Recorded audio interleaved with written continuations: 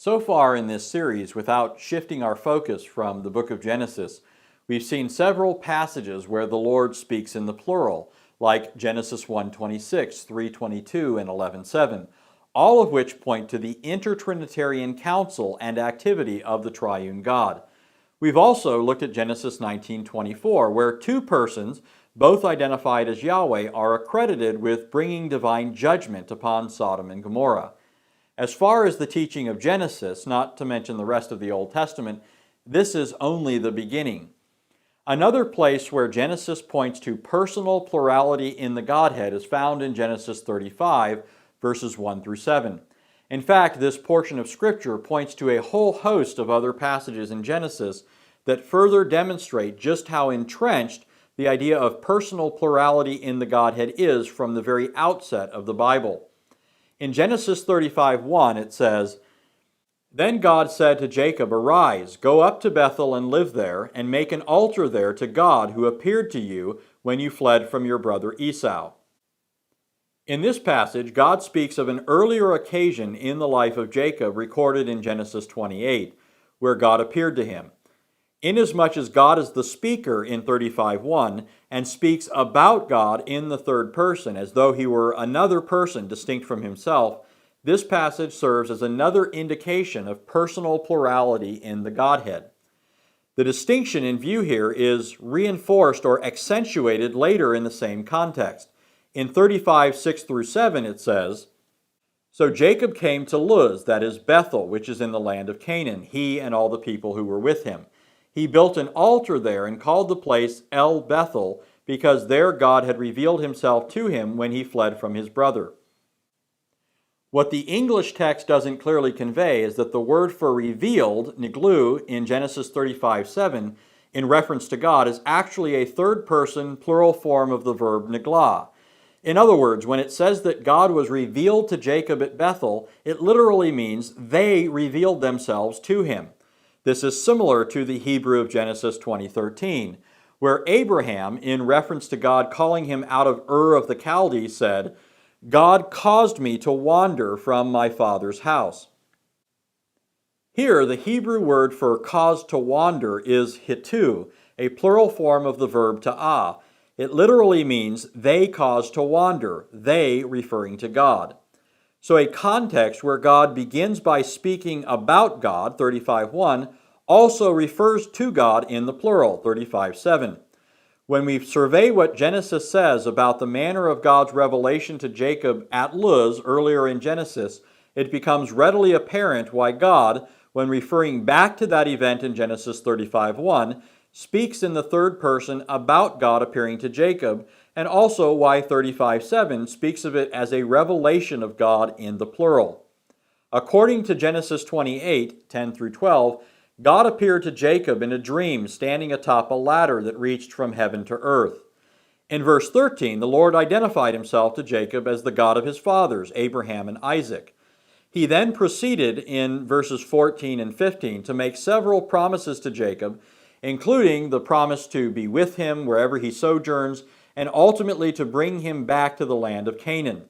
In response to this, 28:16 through 22 reads, "Then Jacob awoke from his sleep and said, 'Surely the Lord is in this place, and I did not know it.' He was afraid and said, 'How awesome is this place! This is none other than the house of God, and this is the gate of heaven.' So Jacob rose early in the morning and took the stone that he had put under his head and set it up as a pillar and poured oil on its top. He called the name of that place Bethel. However, previously the name of the city had been Luz. Then Jacob made a vow, saying, 'If God will be with me and will keep me on this journey that I take, and will give me food to eat and garments to wear, and I return to my father's house in safety, then the Lord will be my God. This stone, which I have set up as a pillar, will be God's house, and of all that you give me, I will surely give a tenth to you.'" Several times Genesis 28 says it was the Lord or God that Jacob encountered in his dream. And because it was God who appeared to Jacob in Luz, Jacob made a vow to serve God and renamed the place Bethel, which means the house of God. The significance of this emerges 3 chapters later when Jacob has another dream. In Genesis 31:11 it says, Then the angel of God said to me in the dream, Jacob, and I said, Here I am. In this passage, the speaker is identified as the angel of God. However, in verse 13, the angel of God goes on to identify himself in this way. I am the God of Bethel, where you anointed a pillar, where you made a vow to me. Now arise, leave this land, and return to the land of your birth.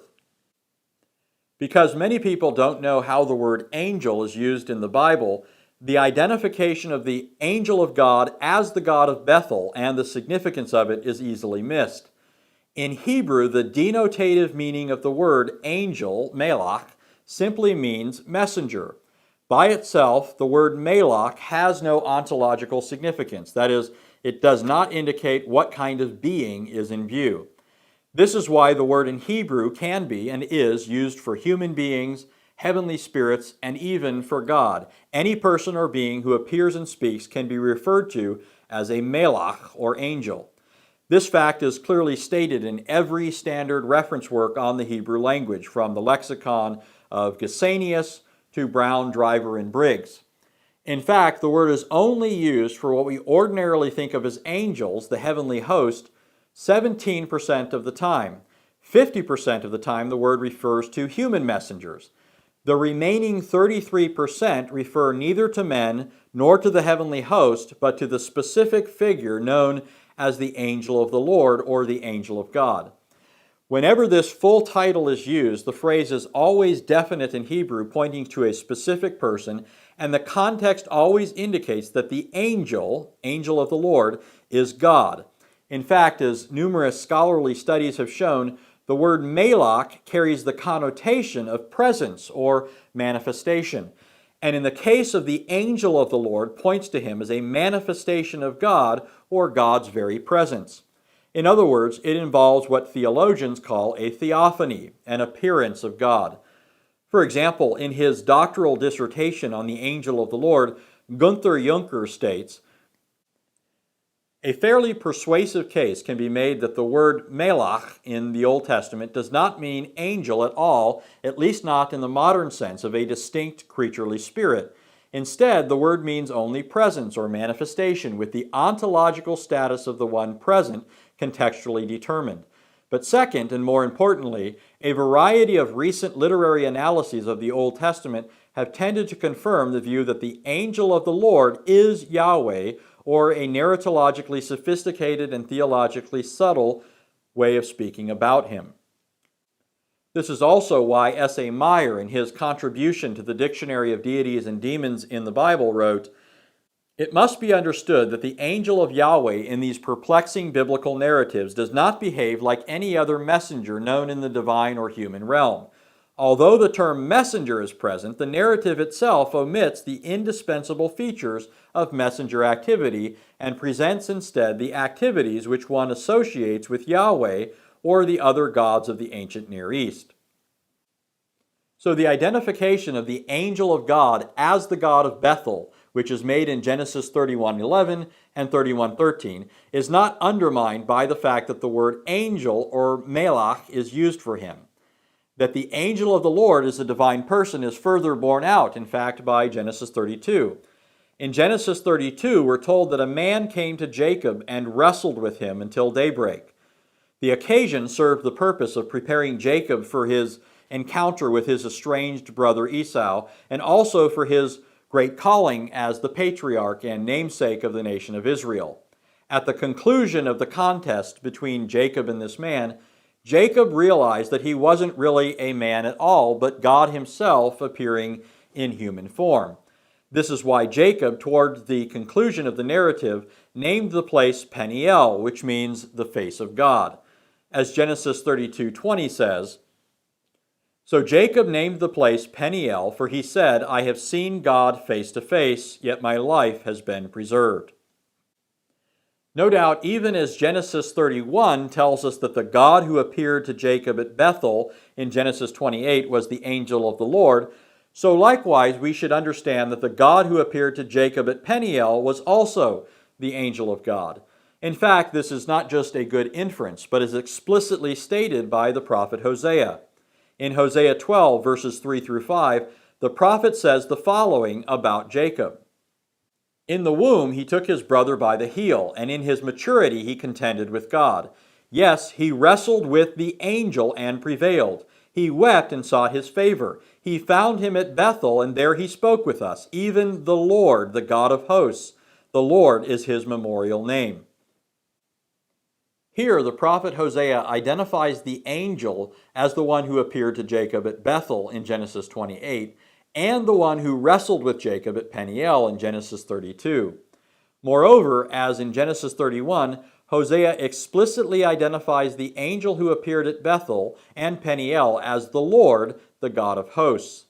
This is why in Genesis 35:1, God speaks about God appearing to Jacob, and also why Genesis 35:7 could say that in and through that event, they revealed themselves to him. The God of the Bible is not a unipersonal being, and the Lord did not wait until the New Testament to make this fact known. From the first book of the Bible to the last, Scripture reveals a plurality of divine persons who speak to and about each other. In the next video, we will see how this fact is further seen in the life of Jacob, and also in the revelation made by God to Jacob's ascendants, the great patriarchs Abraham and Isaac.